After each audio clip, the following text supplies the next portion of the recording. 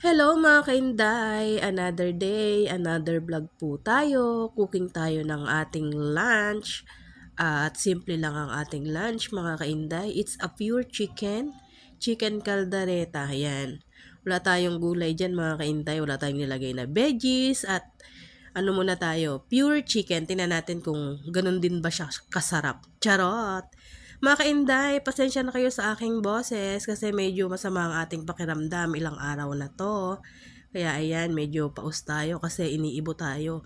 Inuubo tayo at may sipon. Yan, kaya pagpasensyahan nyo na po ang kainday nyo. Ayan, nagmekos-mekos lang tayo dyan. Ginisa lang natin yan sa bawang sibuyas and then lagay na natin yung ating chicken. Sinutay-sutay muna natin, minekos-mekos hanggang sa mag-combine yung kanya mga ingredients. Siyempre nilagyan ko yan mga kainday ng seasoning ng pepper at ng laurel yan. Siyempre, hindi na matatanggal ang ating pangmalakasang sili, charot.